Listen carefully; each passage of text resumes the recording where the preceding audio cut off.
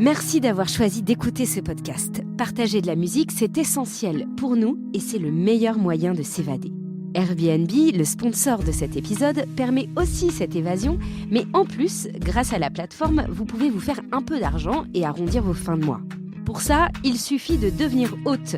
Et il n'y a rien de plus simple. Si vous avez une chambre d'amis ou un logement entier à mettre sur Airbnb pour un week-end, une semaine ou même un mois, c'est possible. Vous pourrez même partager votre passion pour la musique en faisant découvrir votre sélection de vinyles à vos prochains invités. Découvrez ce que votre logement pourrait vous apporter sur airbnb.fr/hôte. Cela pourrait financer vos prochaines vacances. Sur ce, bonne évasion et bonne écoute. Nova. Bonsoir à toutes et à tous, j'espère que vous allez bien, que vous avez passé un bon week-end. Melvin Schlemmer, est-ce que c'est le cas ? Oui, un excellent week-end. Très bien, à la réalisation. Rachel Mbiga, est-ce que c'est le cas aussi ? Oui, c'était super. Ok, très bien. Je vous présente un petit nouveau, mais pour l'émission exceptionnellement, Thomas Bangalter, bonsoir. Bonsoir David. Est-ce que tu es prêt à nous faire partager tes goûts musicaux ? Oui, très toujours. bien. Bon, très bien. Alors c'est à l'occasion évidemment de il vient de me le filer là en coffret, ce magnifique coffret, on va dire. C'est un disque, c'est les 3 vinyles qui reprennent le double CD du nouvel album de Thomas Bangalter dont on va parler dans cette émission. Le premier disque que je voulais te faire écouter, mais sans forcément que tu me donnes ton ressenti après, hein, c'est juste pour l'information, mais je trouve ça assez rigolo. C'est un duo anglais masqué. Personne ne sait qui c'est. Peut-être qu'ils sont personne si ce n'est eux-mêmes, hein, bien évidemment, mais en tout cas, on n'a jamais vu leur visage. Et à chaque fois qu'ils font quelque chose, ils ont des bas, des masques, enfin tu connais un petit peu le processus. Il s'appelle Two Shell. Coco. Nova. Nova. You gotta go with Nova. Oh, Nova. Club. Nova Club. Le salon musical de Radio Nova. Check this out. Avec David Blo. Et donc bienvenue dans le Nova Club, nouvelle semaine, tous les soirs le salon musical de Radio Nova de 19h à 21h, Thomas Bangalter avec nous, ce qui nous fait rudement plaisir évidemment, d'une radio que tu as quand même pas mal fréquentée en vrai au fil des années. Carrément. Bon, la dernière fois ça remonte hein, quand même, et ça, c'est il y a 10 ans, hein, c'était l'album quand même. Tu les vois passer toi les 10 ans là entre Random, la dernière fois c'était à Nova en 2013, c'était évidemment la sortie de RAM et aujourd'hui. Ouais, écoute, je sais pas, ça fait combien de temps qu'on se connaît en même temps alors là, 94, un truc comme ça. Ouais, tu vois, là, c'est les 30 ans. Là, ouais, c'est une autre histoire encore. Tu t'es venu, alors on va parler un peu du disque. Je précise tout de suite aux gens qu'on va pas faire, parce qu'il y a des gens qui me disent, oh là là, on va enfin tout savoir. On va pas faire interview à bâton rompu, à reparler des Daft et tout ça dans tous les sens. Enfin, après, si tu veux nous dire des choses, tu es bienvenu, hein, mais ça va pas être le but de l'histoire. Le but de l'histoire, c'est comme tous les soirs dans le Nova Club, les invités viennent avec une sélection de morceaux qu'ils écoutent. Un peu en rapport aussi avec ce nouveau projet qui s'appelle Mythologie. Un peu ou pas du tout? Pas vraiment. Pas vraiment. Fait. Un tout petit peu, mais j'ai pas très peu, peut-être à 10% en rapport, un truc comme ça. Donc ça veut dire que c'est vraiment les disques que tu écoutes actuellement? Non plus. C'est ça. Alors pourquoi? C'est ça que tu as voulu choisir? C'est complètement random en fait. J'ai fait ça au hasard. Non, mais je rigole, mais je sais pas, tu m'as demandé de faire une petite sélection de musique. Oui, ce qui avait l'air de te plaire hein, d'ailleurs. Ouais, carrément, bien sûr. Donc voilà, j'ai pris quelques morceaux comme ça que j'avais envie de partager avec toi. Alors il y aura un peu de classique quand même hein, dans la sélection, puis des choses assez douces en règle générale, hein, musicalement. C'est le tempo que t'écoutes quand même chez toi ou pas? Des choses plutôt posées quoi. Ça dépend, mais chez moi j'aime bien écouter des trucs doux. Comment t'écoutes la musique maintenant que c'est devenu complètement le bordel des écoutes je sais que t'es pas très friand de technologie au sens streaming et compagnie, alors comment t'écoutes la musique? Là je suis un peu dans les cartons parce que je vais bientôt déménager, donc c'est encore plus le bazar chez moi, mais on a quand même une platine vinyle avec des petites enceintes. Ça reste le meilleur endroit, je sais pas endroit, le meilleur plateforme, le meilleur moyen pour écouter de la musique que le vinyle pour toi? Moi, c'est le cérémonial que je préfère. Même si on écoute un petit peu avec les enceintes connectées, mais je préfère le vinyle. D'accord. Bon, alors ça sera pas en vinyle hein, qu'on va. La dernière fois, on l'avait fait en vinyle. Je te rappelle, vous étiez venus avec les vinyles. Ouais, c'est possible. Vous avez sorti. Je rappelle, c'était les vinyles de l'époque, donc ils étaient tous rayés, ils grattaient tous. C'était les trucs DJ. Et ça, c'était à l'époque de Random Access Memory. J'ai dans ma main la liste des morceaux que Thomas va nous faire découvrir dans cette émission. Et puis de temps à autre, comme il y a un peu de pub juste derrière, je viendrai avec une nouveauté. Comme par exemple, il y en a au moins un des trois là que tu connais dans le disque qui va sortir, peut-être tu connais les deux autres, hein, je sais pas. Le rappeur Aminé, le producteur canadien Kate Ranada, et puis le rappeur slash producteur slash chanteur slash mégastar slash boss de Louis Vuitton, n'est-ce pas, Pharrell Williams aussi sur ce titre. T'as envie de découvrir ça ? Avec plaisir. Aminé, Kate Ranada, Forever, c'est le nom du morceau, featuring Pharrell Williams, c'est après la pub dans le Nova Club. À tout de suite. À ma gauche et à ma droite, enfin vous les placez où vous voulez. À ma gauche, le rappeur Aminé, à ma droite, le producteur Kate Ranada. Les deux ensemble, ça donne un nouveau projet qui s'appelle, attention jeu de mots, Kate Raminé, mais tout ça rapproché dans le même truc, Kate Raminé, avec pour ce premier single, j'imagine qu'il y aura un album et tout ça, Kate Raminé d'ailleurs, avec pour ce premier single, la participation de quelqu'un qui est toujours dans tous les bons plans à un moment ou à un autre, et qui s'appelle Pharrell Williams. Nova.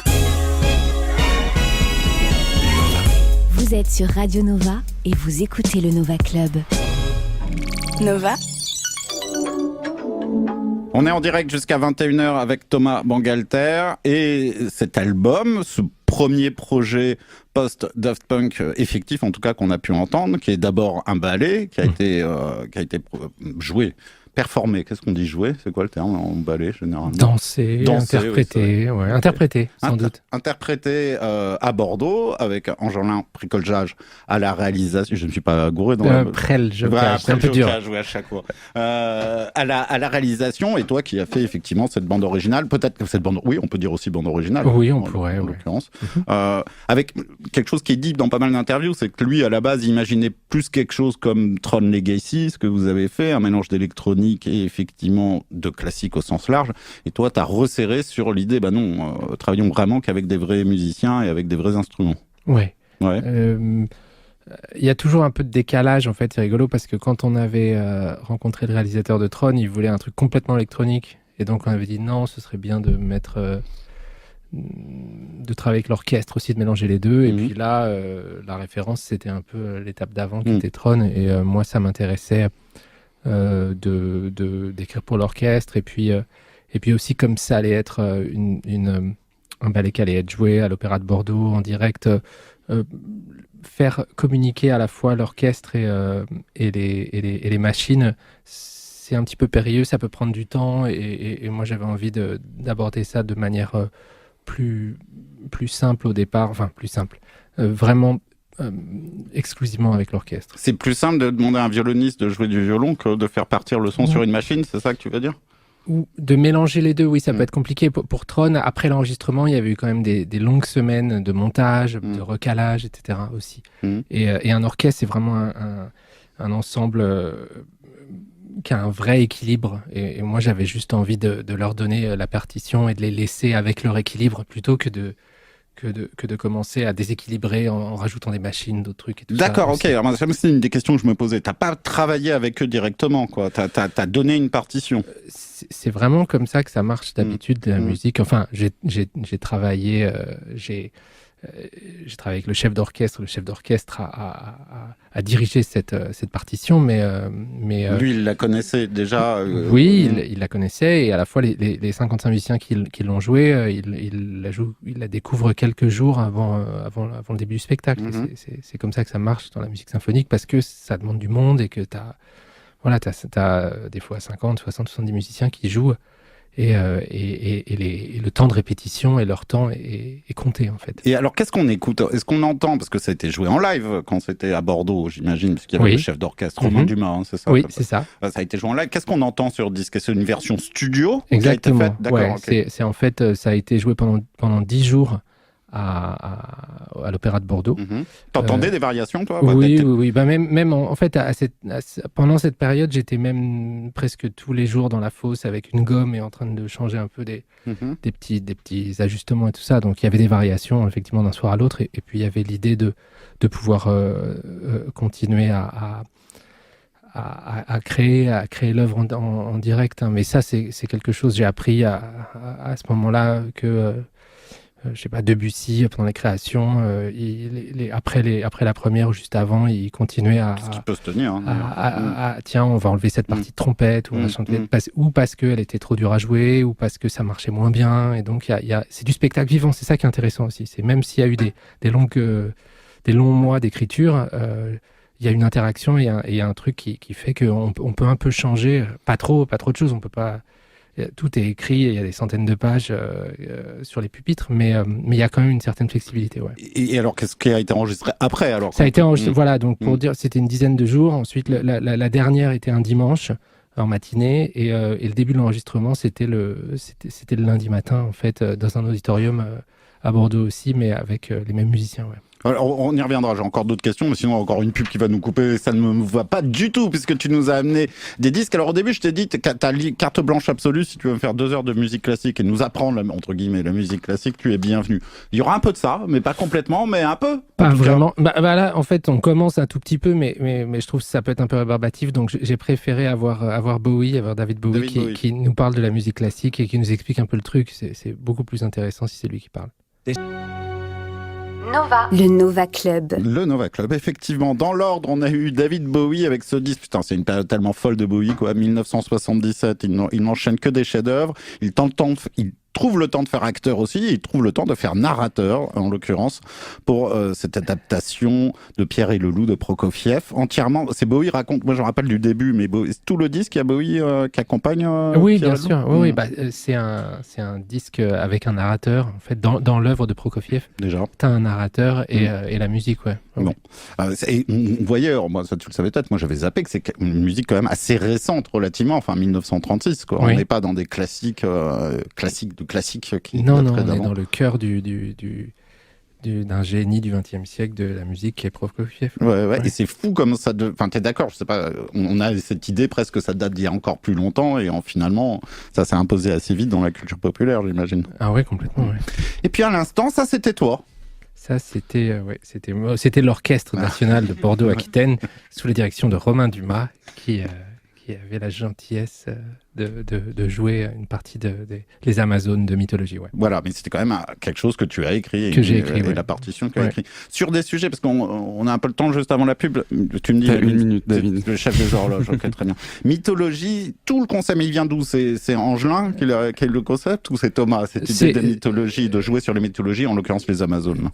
C'est Angelin, en fait, mais il a eu cette idée, il m'a demandé de la musique, il n'avait pas vraiment d'idée précise pour son prochain ballet auquel il m'avait demandé de participer, et je lui ai donné ses esquisses musicales un petit peu, et il est revenu après avec la musique que je lui avais donnée, une 20aine de minutes par rapport à l'heure et demie qu'il y a sur le disque, avec cette idée de mythologie qui correspondait finalement à son ressenti, et ça m'allait très bien, donc finalement...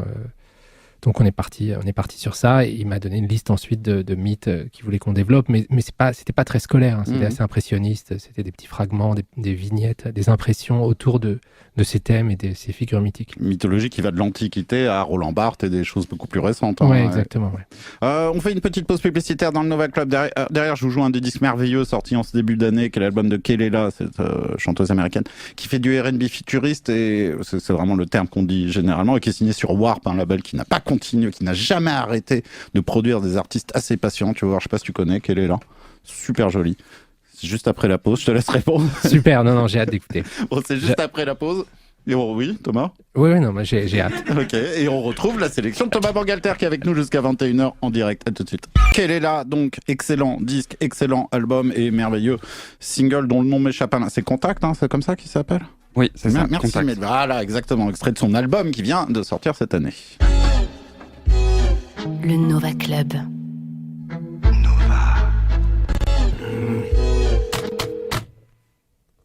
Le salon musical de Radio Nova. Avec David Blo. Tu retrouves les habillages de Radio Nova Avec grand plaisir. Thomas Bangalter avec nous jusqu'à 21h. Deux, trois questions encore, parce que, par exemple, quand on fait une musique de défilé, je sais qu'on doit à chaque fois... Oui, vous en aviez fait une ou deux quand même. À chaque fois, il faut quand même retravailler la durée et tout. Là, je suis étonné parce que t'as pas dit quelque chose. C'est quand même un spectacle dansé. Est-ce que l'interaction avec les danseurs fait changer aussi la partition? J'ai vu que leur répétition, ils répétaient sans avoir encore ton son véritablement à la base des répétitions. Il y avait quelques maquettes, oui. Et ensuite... moi, j'ai eu la chance de pouvoir vraiment travailler de mon côté. Angelin m'a laissé un peu même gérer les durées des tableaux tels que je les imaginais, etc. Et à ensuite, lui de s'adapter alors. En fait, c'est entre les deux. C'est-à-dire que quand je lui ai donné la musique, il y avait un peu plus, il y avait 1h45. Là, on a décidé ensemble de faire quelques coupes et puis lui dans certains tableaux il avait besoin de faire quelques répétitions des fois de sections et tout ça, donc il y a eu un travail de montage à la fin, mais qui était assez rudimentaire en même temps, hein. Donc c'était en gros c'était avec toute la matière qu'il y avait quelques corrections de montage, mais qui devaient quand même être faites assez en amont, parce qu'ensuite tout le matériel pour l'orchestre doit être édité et il y a, je crois, les pages. Oui, voilà, il y a quand il y a tout, ça fait 1500 pages en tout, avec toutes les copies pour les 55 musiciens. Il n'y a pas 1500 pages originales, mais la partition du. Quoi 55 alors, enfin divisé par 1500 divisé par 55. C'est un peu bon. La partition du chef d'orchestre, elle fait à peu près 250 pages. Là, lui, par page, il a tout l'orchestre. Et ensuite, les parties séparées, ce qu'on appelle les parties séparées. Il doit avoir à peu près 600 ou 700 pages uniques, et selon les flûtes, par exemple, il y a 2 flûtistes, donc il y a juste chaque flûtiste a une partition. Après, les violons, ils sont 18, donc c'est différent en fait. Voilà. T'as pas eu de faux pas? Il n'y a pas eu pour un domaine musical sur lequel t'es pas expert à la base quand même? Est-ce qu'il n'y a pas un truc où tu dis attends, les violons c'est pas comme ça qu'on fait, les flûtes c'est pas comme ça? Est-ce qu'il n'y a pas eu des remises en cause? Non-stop, il y en a eu plein, mais en fait ce qui était intéressant, c'était ces longs mois d'exploration. Des longs mois alors, c'était des longs mois d'écriture. Oui. Et puis d'étudier aussi comment ça fonctionnait. Donc ça tu l'as fait en amont, c'est ça? Tu t'es beaucoup nourri de littérature. Je l'ai fait, oui, à partir du moment où j'ai à peu près pendant 6-8 mois, je me suis vraiment documenté avant de commencer à écrire précisément ensuite, et à rentrer vraiment dans l'écriture. Et là, quand je suis rentré dans l'écriture... Pardon, et l'écriture, c'était quoi? Tout le monde te demande ça, mais à la main? Non, j'avais un programme de notation, donc avec les portées, hein. Donc c'est un peu comme un traitement de texte pour un écrivain, hein. Donc d'accord. Effectivement, t'es pas la machine à écrire, mais c'est la page blanche. Mais quand t'étais même. avec un piano à côté? Non, j'avais dans pas. Ta tête alors? Oui, et puis c'est dans la tête, et puis aussi c'est un logiciel de notation où il y a une manière d'écouter un peu le son la note de manière un peu primitive, un peu voilà. Donc mais après c'était un travail, voilà, j'étais dans un bureau 6-7 heures par jour en train d'écrire de la musique, ouais. D'accord. Et ça donne le résultat, donc Mythologie. On continue à explorer les disques que tu nous as amenés. Bon, on la présente pas, peut-être que les gens vont la reconnaître. La sélection de Thomas Bangalter, qui est notre invité ce soir. D'abord Björk, que vous avez probablement reconnu. Il y a une raison, Thomas? Je trouve que le morceau est un énorme chef-d'œuvre, avec le clip de Michel Gondry. Et c'est vrai que j'ai revu le clip il n'y a pas longtemps, et je trouve que la musique a vraiment... avec le temps, est devenue encore plus belle. En voyant le clip, tu t'es dit ça? Les deux, ouais. Non, mais le morceau aussi, mais c'est vrai que je me rends compte maintenant de la musique des années 90 avec un peu... J'arrive à l'écouter un peu différemment 20 ans plus tard.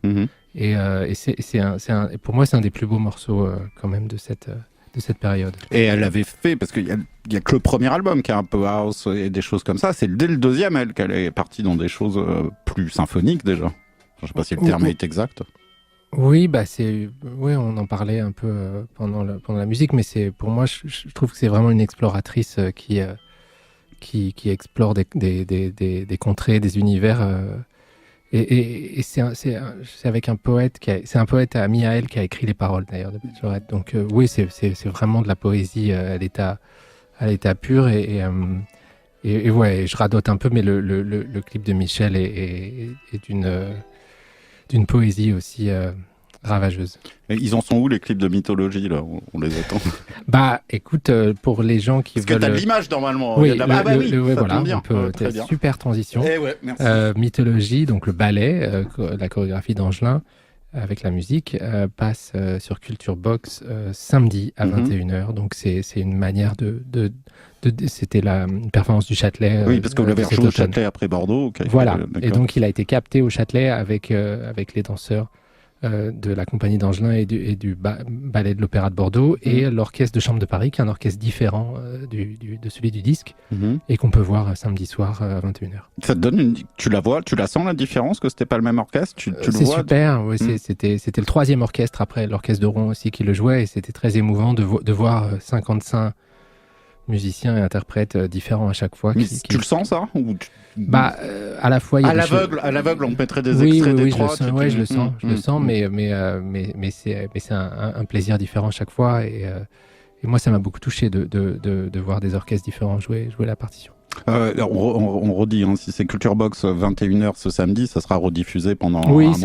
Voilà, je crois que c'est en replay ensuite pendant un mois. Et puis là, un instant, c'était extrait d'un ballet, là aussi. Pareil, pas si vieux, hein, 1892, c'était la première représentation du ballet de Tchaïkovski. On rappelle que, alors on a eu ton père, on a eu cette chance d'avoir ton père en interview. Oui. Il paraît que vous écoutiez tous en famille, d'ailleurs j'ai eu un message après que toute la famille était en train d'écouter l'interview de ton père et que vous appreniez des choses sur ton père. Moi j'ai appris plein de trucs. Je t'avoue que grâce à toi, en fait, j'ai carrément, il y avait plein d'anecdotes, j'étais pas du tout au courant, donc merci David. De rien, avec plaisir. Moi, je peux refaire des interviews avec ton père, c'est quand il veut, hein, parce que des anecdotes, effectivement, il y en a un paquet. Ta mère était danseuse. Ouais. Mais quand on dit... alors, ton père aussi, la danse, on en reparle, hein, parce qu'il inventait des danses et tout. Mais ta mère, elle était danseuse... Je l'avais rencontrée une fois, elle était danseuse de ballet, c'est ça pour le coup? Oui, elle était danseuse classique au départ dans la compagnie de Roland Petit, avec Zizi Jeanmaire. Ça, c'était à la fin des années 50 et une grande partie des années 60. Et ensuite, en 68, elle a intégré à la création le Ballet Théâtre Contemporain, qui était la première compagnie de danse contemporaine mise en place par le ministère de la Culture. Et là, c'était vraiment des trucs hyper avant-garde, avec de la musique de Xenakis, des décors de Calder. Enfin, c'était à Amiens, ensuite Angers, ensuite Nancy. Et c'était un monde, elle était à la pointe de l'avant-garde. Alors attends, parce que ton père, il nous disait que tu venais jamais le voir en studio et tout. Et par contre, est-ce que tu allais voir ta mère danser? Est-ce que tu as des souvenirs de ça? En fait, oui, c'est vrai que je suis allé très peu en studio et j'ai beaucoup plus de souvenirs des cours de danse et des amis danseurs et chorégraphes et de cette ambiance-là finalement. Donc la danse, elle a vraiment fait partie de ma petite enfance. Là, en fait, on entendait donc la musique, un bout de Casse-Noisette, mais c'était l'enregistrement de Stokowski du film Fantasia. Donc, c'est vraiment l'enregistrement de Fantasia. Et on revient aussi à un truc moi, qui est un film que j'ai vu quand j'étais tout petit aussi. Et j'ai un rapport à la musique orchestrale qui est ancré... très proche de mon enfance comme ça. Mais bon, quand on parlait à l'époque de Discovery et de Leiji Matsumoto ou de Supertramp ou des Buggles, c'était aussi un rapport à l'enfance. Donc je change pas vraiment d'univers vis-à-vis de ça en fait. Puisque tu ouvres ça, ce truc à l'enfance, j'ai quand même trouvé que des fois les gens disaient la French Touch, c'est quoi? Il y avait beaucoup de gens qui avaient des rapports à l'enfance. R, pour moi aussi, était très clairement plongé dans des rapports à l'enfance. On avait quand même ce truc un peu, je sais pas pourquoi, de très bloqué sur une enfance. Ou alors peut-être tous les musiciens sont pareils, mais là ça ressortait peut-être un peu plus fort. Mais finalement, dans le cinéma, c'est pareil. Hein. Si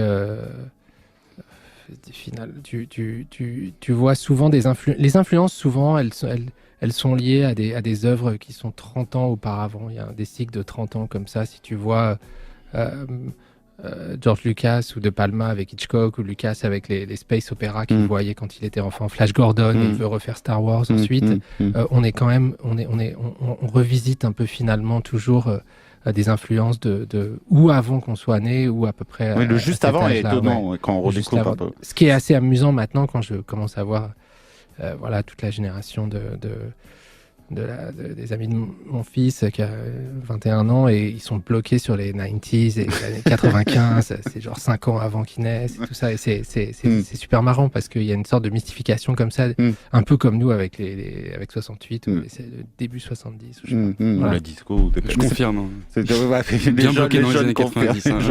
Mais c'est pas flippant ça, de s'apercevoir que finalement on n'est que la matrice de sa propre enfance, qu'on n'arrête pas de répéter, en l'apprenant toujours pour le sommet de la musique. Bon, peut-être t'as assez de recul pour savoir que c'est pas forcément ce qu'on a vécu, pas le sommet de l'art, mais c'est assez étonnant. Mais ça fait des cycles. En fait, finalement, il y a un vrai truc de transmission. Et c'est ça que je trouve intéressant, c'est que on combine des influences, on combine des choses et on les recrache finalement de manière différente. Et en même temps, il y a un certain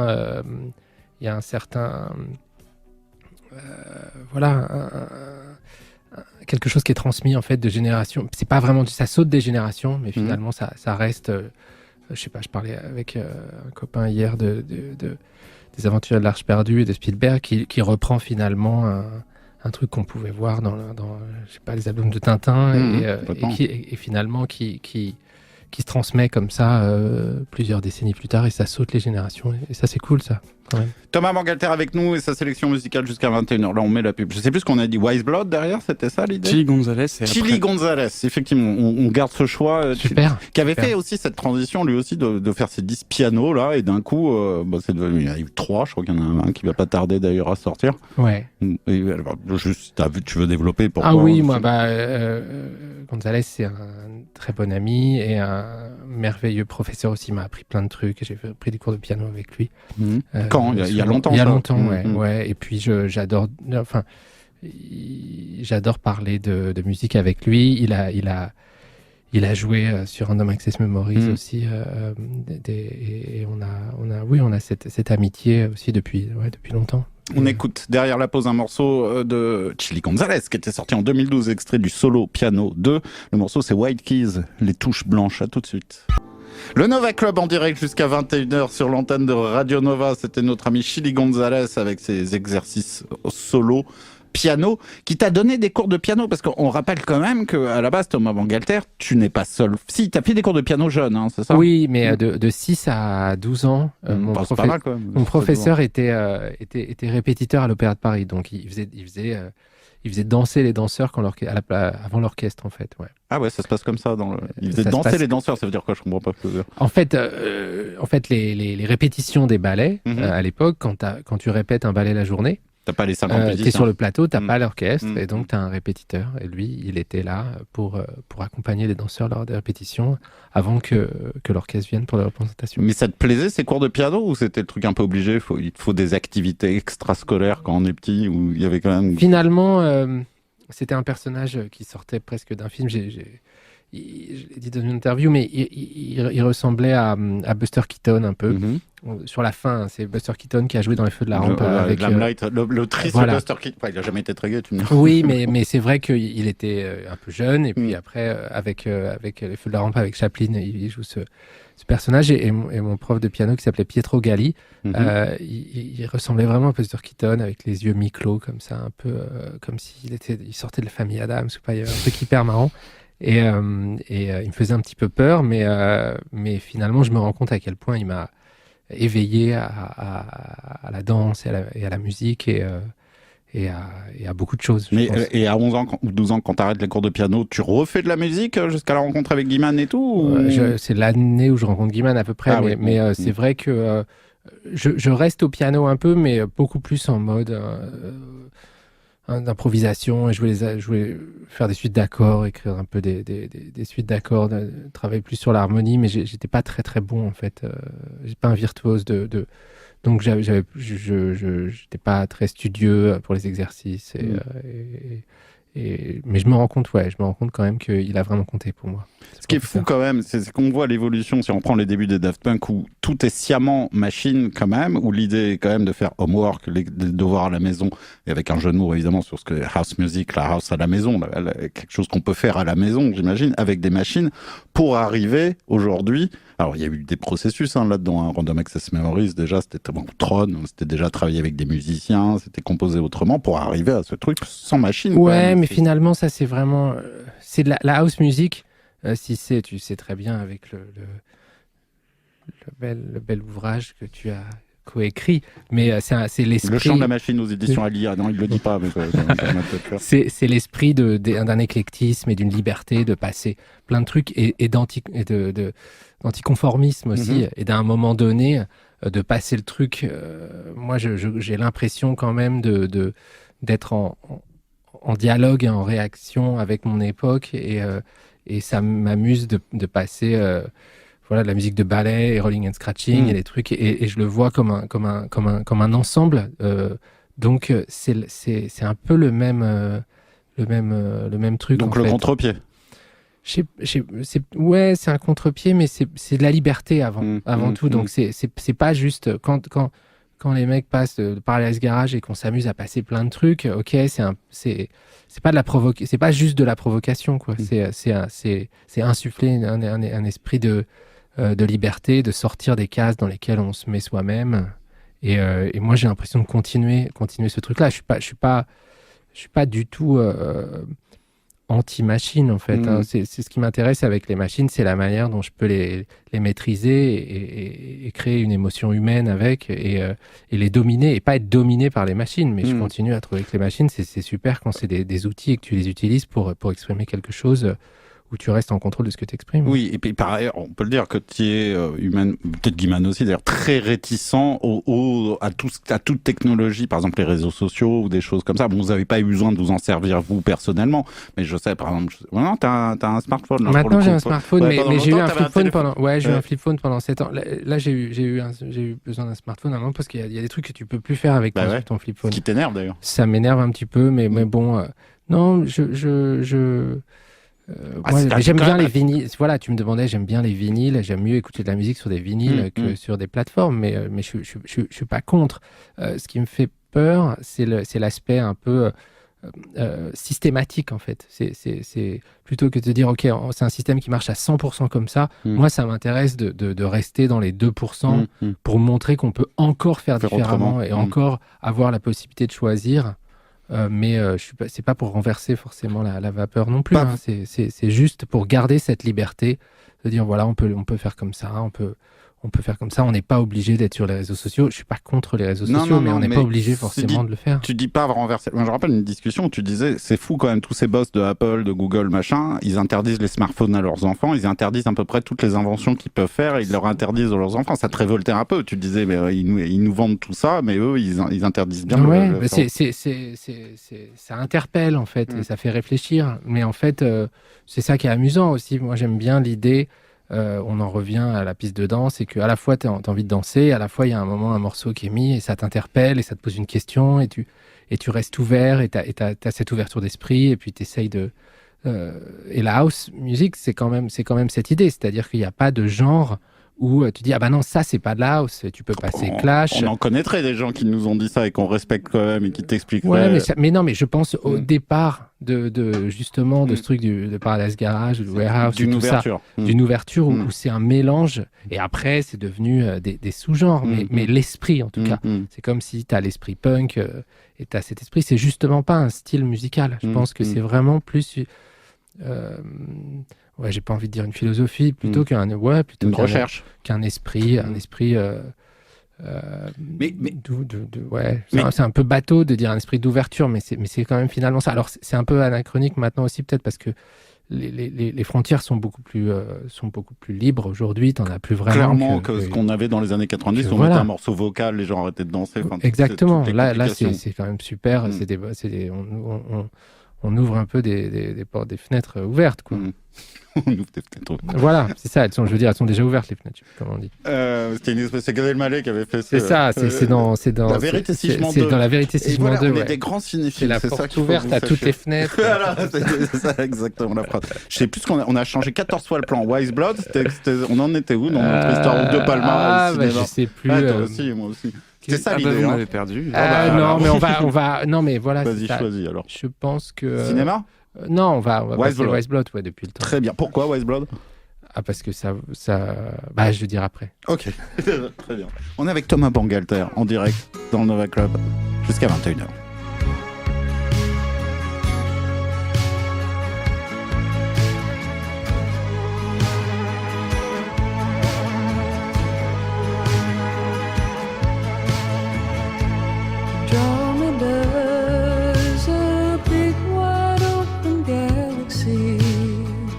Nothing in it for me except my heart that's lazy.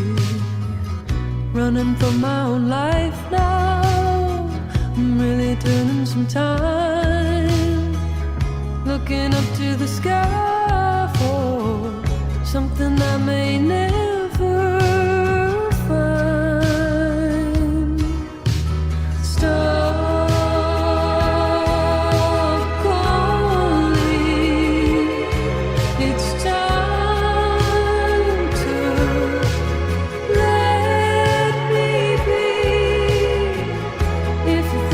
Save me, I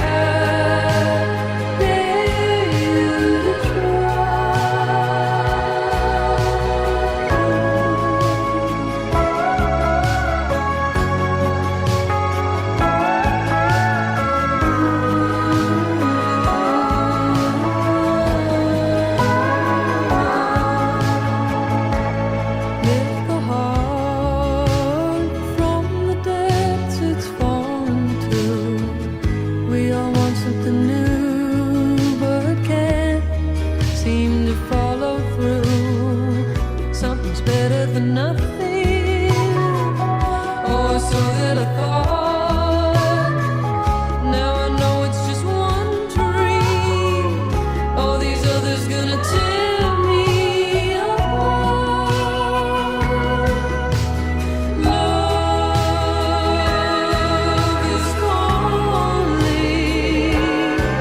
It's time to let through. Find a love that will make you. I dare you to try.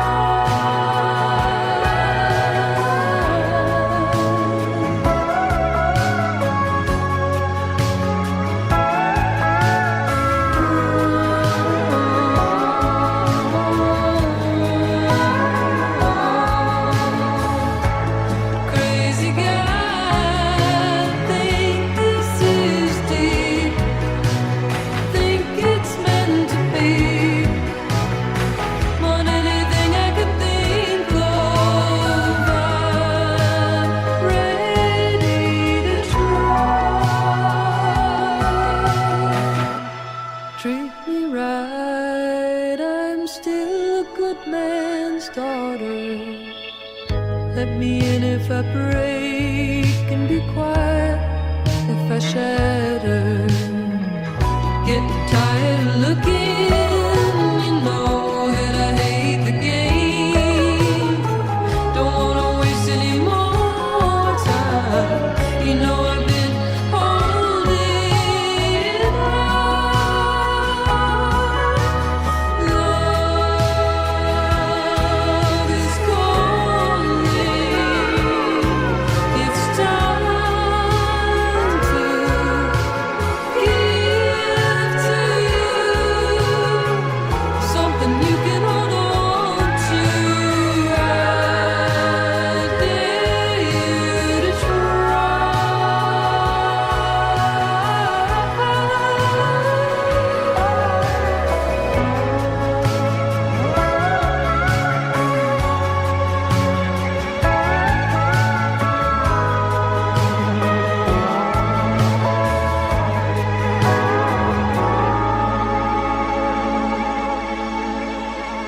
Le Nova Club. Wise Blood, c'est le choix de Thomas Bangalter qui avait... T'as dit que t'allais dire pourquoi après. Ah, il avait zappé. J'aime pas trop expliquer pourquoi. Non, mais en fait, moi j'aime bien les morceaux intemporels comme ça où on écoute une chanson, on a l'impression qu'elle a toujours existé. Et moi j'écoute sa voix et ce morceau et j'ai l'impression qu'il existe depuis très très longtemps. Et il y a une évidence comme ça. Mais d'ailleurs, elle pourrait presque... cette chanson, elle pourrait presque être dans le même monde du morceau qu'on va écouter maintenant. De Palma, là. Voilà, de Palma. voilà dans cette même univers de ce film, par exemple. C'est marrant parce que tu as mis un Björk, un Wise Blood, et quelqu'un pour moi qui est un peu la marraine, mais enfin elle-même, il y a des générations, c'est Kate Bush. Oui. Un peu... t'as vu ce succès faramineux grâce à une série télé et d'un coup tout le monde s'est mis à réécouter le même morceau de Kate Bush quand même. Oui. Je sais pas si ça te surprend ce genre de phénomène. Ah bah je trouve ça assez intéressant et assez merveilleux parce qu'en plus la série elle raconte à un moment donné il faut écouter ce morceau pour pas mourir en fait et pour survivre dans le scénario. Bah, voilà. Okay. Donc en fait à un moment donné t'as le personnage principal qui elle doit écouter ce morceau en fait et c'est une question de vie ou de mort et il y a vraiment une manière de sacraliser comme ça la cassette, le Walkman et surtout ce morceau là et c'était moi je trouvais que c'était émouvant comme ça d'imaginer toute la planète qui à un moment donné écoute ce morceau qui a une fonction magique en fait et des pouvoirs magiques et où la limite entre la réalité et la fiction se mélange un peu et c'est un peu le propre de la musique, c'est un peu d'unir les gens aussi, mais là ça donnait, c'était vraiment, c'était pas juste une musique synchronisée comme ça qu'on entend, elle avait une fonction chamanique et magique dans la série. Série, on parle de cinéma aussi, on se rappelle quand même qu'à la base c'était ce qui motivait le plus, c'était le cinéma. Le jeune Thomas Bangalter était plus avec des rêves de cinéma que des rêves de musique. Enfin, la légende veut que... Oui. Distillé par ton père en partie d'ailleurs, oui. qui dit ça, c'est une vérité.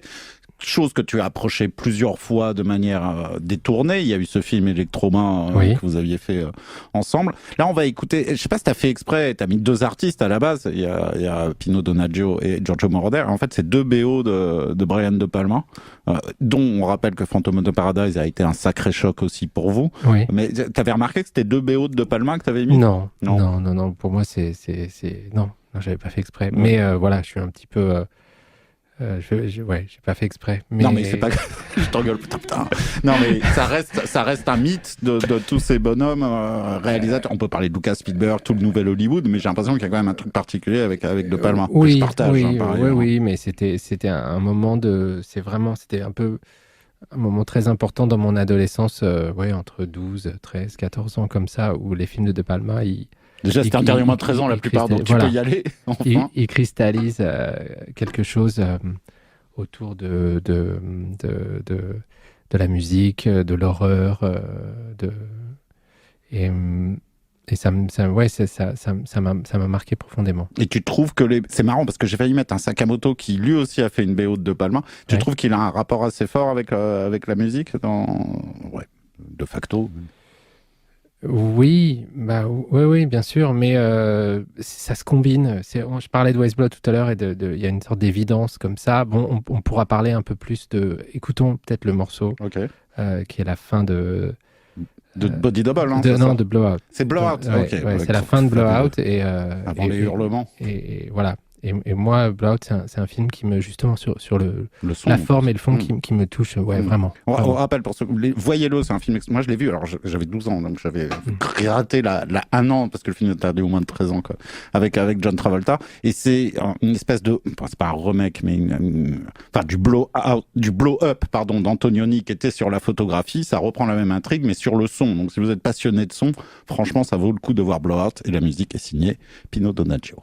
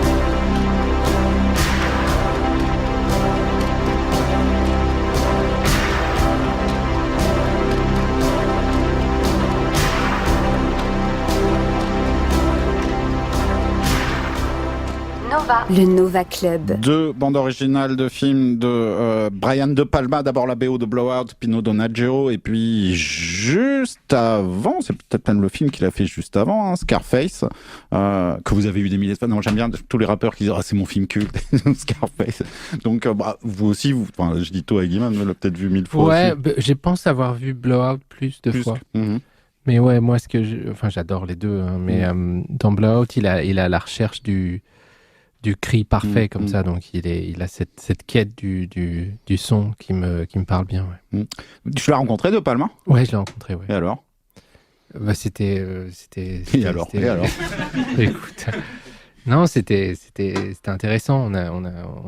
Il voyait ce que c'était les Daft Punk ? Oui. Non, on l'a rencontré avec Guiman il y a pas mal de temps, mais on a passé 2 heures avec lui à parler. Ouais, c'était super. Et Moroder aussi.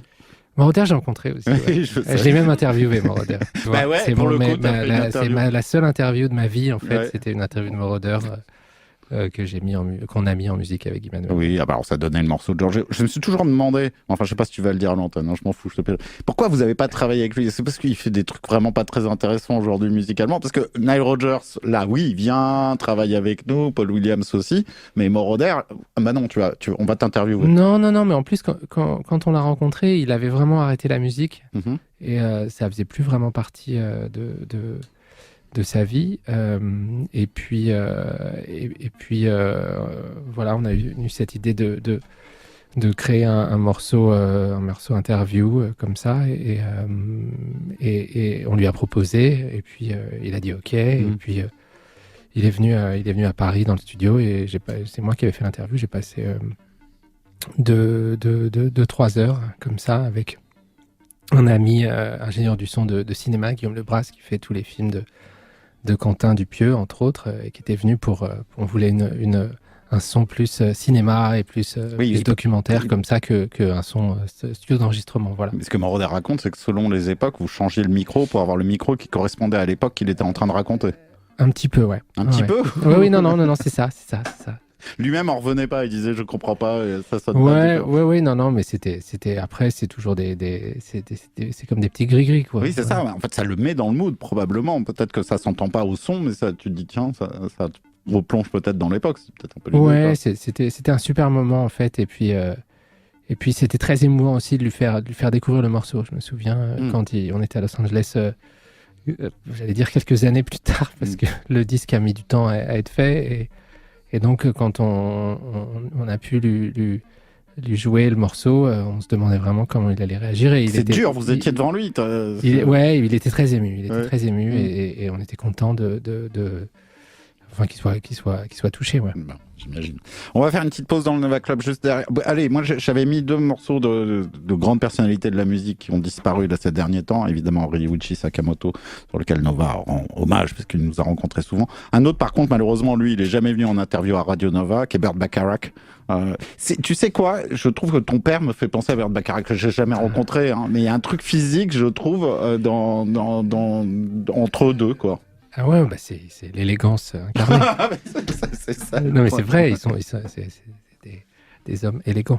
Et la musique de Burt Bacharach te parlait ? Oui, complètement. Est-ce que tu connais ce morceau ? Parce que tu sais que c'est marrant, lui, il a enchaîné les tubes pendant 5-6 ans, enfin, c'était monstrueux, puis arrivent les années 70 et tout devient beaucoup plus compliqué. Ils s'embrouillent avec John Warwick, ils s'embrouillent avec Al David. Ce morceau merveilleux qui date de 73, qui s'appelle Something Big. Je pense que tu vas le reconnaître quand même.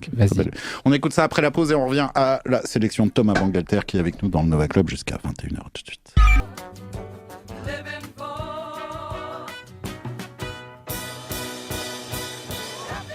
Something Big, c'était Burt Bacharach en solo, j'ai envie de dire, parce qu'il était ni avec Dion ni avec Al David en 1973. Tu préfères les morceaux qui chantent ou les morceaux qui cut, Thomas Bangalter ? Il y a une règle pour la radio, c'est mieux ceux qui cut. Mais grave, c'est pour ça que c'est l'envie. Nous, c'est relou les trucs qui chantent et tout. Mais même en tant que c'est pas plus jouissif un morceau qui se conclut, sauf s'il y a des boucles. C'est agréable. J'aime bien préparer les chantes comme ça quand on fait la gravure d'un disque. Ouais. Mais c'est vrai que quand ça cut, en fait, quand on chante, c'est qu'on n'a pas vraiment réussi à faire de fin, et que c'est ad libitum comme ça. Ouais. Sauf peut-être des morceaux qui se tiennent dans des boucles, chose que vous connaissez quand même, quoi. Ouais, mais oui, bien sûr. Mais c'est vrai que quand on arrive à faire une fin, et que ça cut et que ça cut bien, c'est c'est assez gratifiant. Et quand on fait DJ aussi, moi j'aime bien les morceaux qui se cut parce qu'on peut enchaîner. Ouais. Mais ça fait combien de temps que tu n'as pas fait DJ ou toi et Guiman vous avez pas fait DJ? Parce que c'est un truc que vous faisiez au début, puis les lives ont supplanté ça. Wow.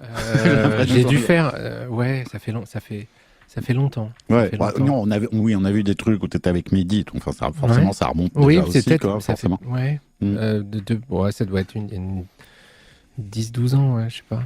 Et en club, j'imagine que tu n'y vas pas souvent non plus, que tu sors pas. Ah, j'étais aux 20 ans de Headbanger au Rex Club il y a 3 semaines. Et ça t'a fait quoi de replonger dans les antres du Rex Club? C'était cool, c'était la première fois que j'y allais avec mon fils surtout. Aller en club avec son fils, c'est un délire qui était cool, ouais. Tu l'as payé à boire? Comment ça s'est passé? Écoute, non, on nous a offert à boire. Mais c'était marrant, c'était surtout ça. Et puis il y avait Armand Van Helden que j'avais pas vu depuis longtemps. Et ça m'a fait plaisir de le revoir, ouais. On continue un petit peu avec ta sélection musicale, mais on vient de se dire, on a dit des choses et comme d'hab, je les ai oubliées. Oui. Attends, j'ai pas fumé aujourd'hui. C'est pas normal cette histoire. On écoute un Thomas. Voilà, merci. On écoute un morceau de mythologie. Alors, c'est quoi la mythologie de l'accouchement? Pourquoi l'accouchement? Parce qu'on a dit le thème, c'est. C'est dans l'histoire. En fait, c'est Danaé en fait qui rencontre Zeus et qui accouche de Persée en fait. Voilà. Mais tu m'as bloqué. Je sais pas. Ok, d'accord. Voilà. Mais bon, c'est l'accouchement mis en musique, voilà. Après, ça peut être cet accouchement-là ou n'importe lequel, et ça peut être la métaphore de, je sais pas, la création, des choses qui prennent du temps, qui sont difficiles, et où il y a un apaisement et qui vont vers la sérénité, vers l'apaisement. Tu veux dire quand t'as fini les 1500 pages, enfin moi. Mais... Oui, non, mais c'était n'importe quel type de création, ou c'est comme celle de, ouais. Mythologie 10, l'accouchement.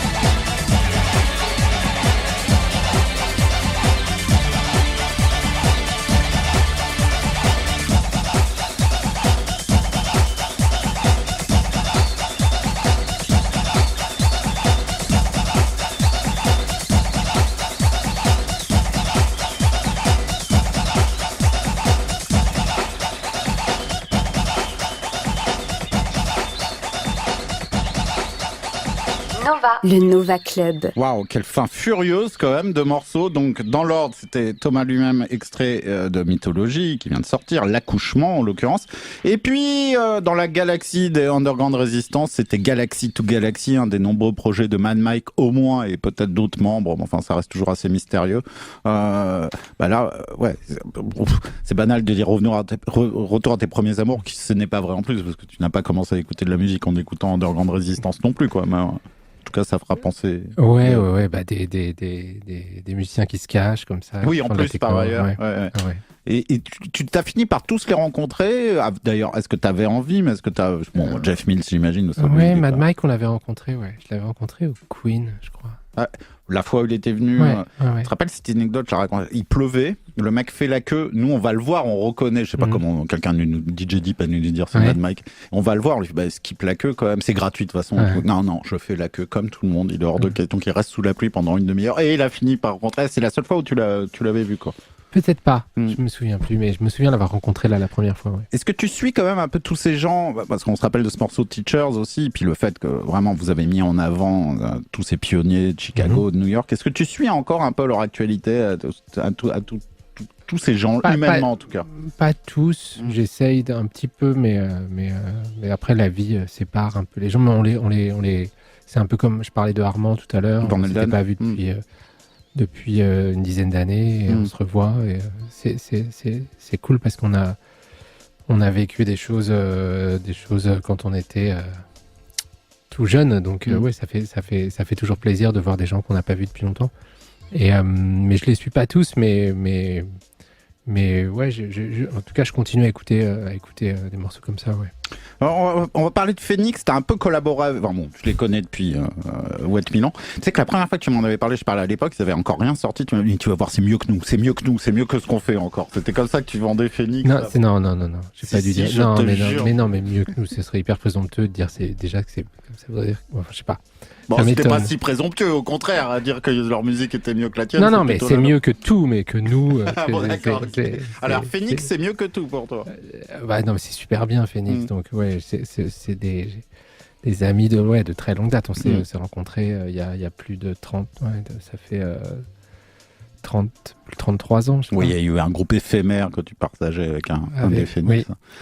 Oui. Et là, c'est ça, hein, tu les as un peu. Eux qui avaient Zdar, que tu connaissais bien aussi, Philippe Zdar, souvent comme référent, là, c'est un peu vers toi qui sont retournés sur cet album, si j'ai bien compris. Un petit peu. Mais et j'avais oublié, en fait, que c'était moi qui les avais mis en contact aussi avec Philippe, en fait, à l'époque.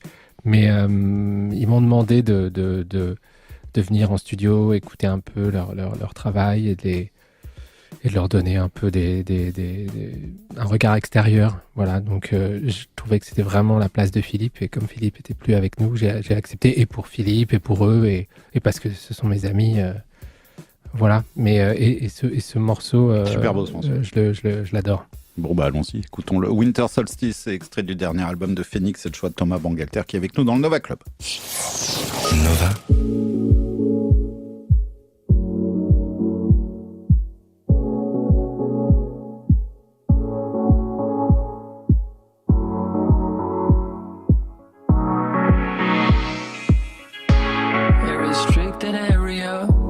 Shaped like a petunia.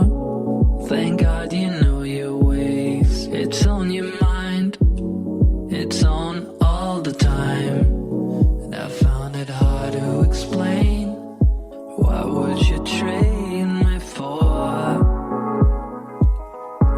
Well, this girl's me hula hoop under the malicious winter solstice. Turn the lights on. Find me a narrative, something positive. This record I've played a few times before. I heard it once, so I'm not sure. On the phone, I told you, why open your eyes, look good or bad. Drive straight to the ocean, and see where we won't find out. Even the right should be headed to loved ones. Now it's hard to connect, but the world didn't change, and soon there'll be public domain. Is the heart to remain astute? But I will stay if you're the day. hands until it rains through.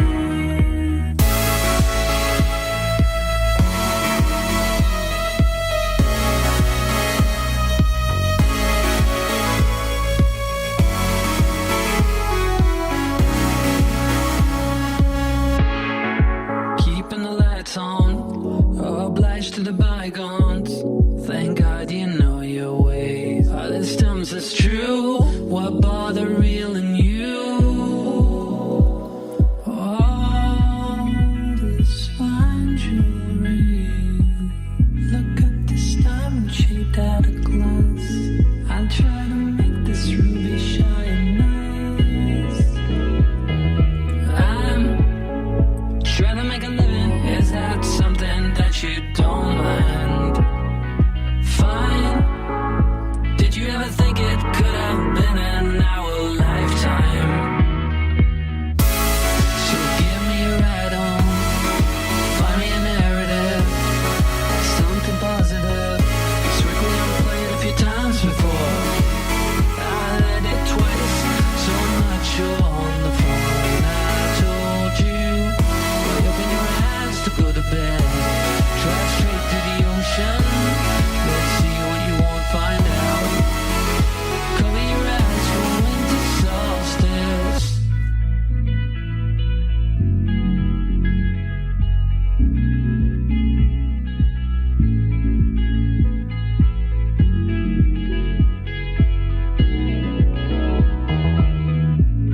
Now it's hard to connect, but the world done changed, and soon there'll be public domain. It's the heart of a name that's stood, but I will stay if you're the day with you.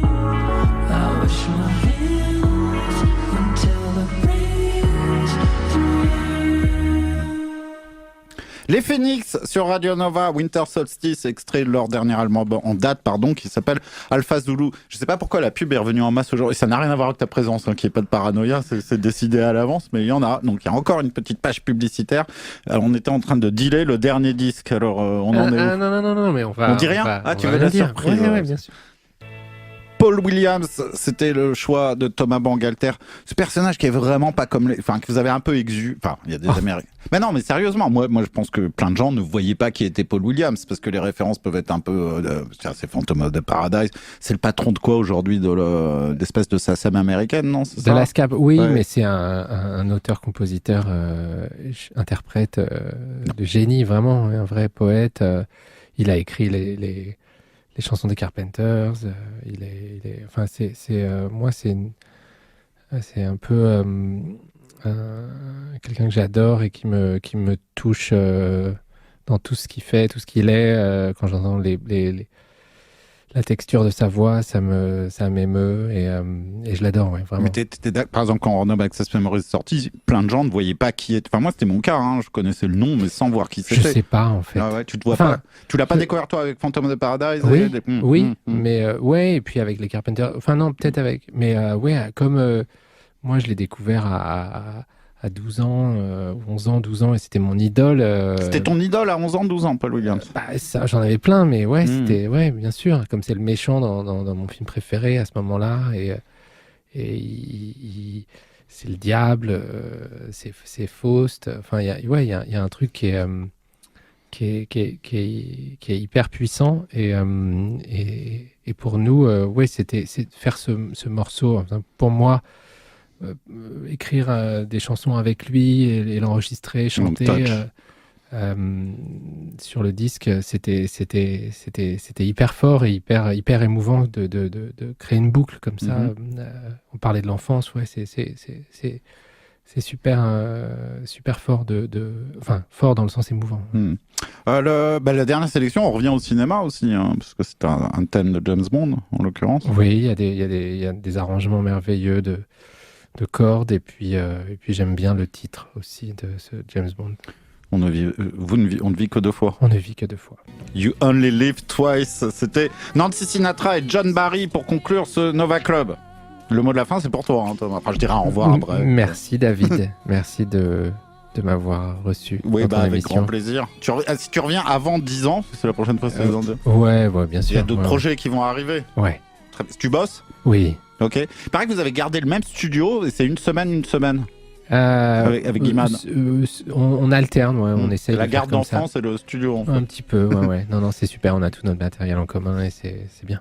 Bon, merci beaucoup Thomas Bangalter de cette visite dans le Nova Club, ça nous a fait rudement plaisir. Merci David. Mythologie est disponible soit en coffret vinyle très très beau comme je l'ai dans les mains, ça vous fait une belle jambe, on est en radio, soit en CD et ça passe sur Culture Box, le spectacle, le ballet en intégral. Samedi soir à 21h. Et voilà, et ça sera rediffusé comme ça vous pourrez entendre la musique de Thomas sur les pattes de danse de la troupe du Théâtre National de Bordeaux et d'Angelin Paljocage. Voilà.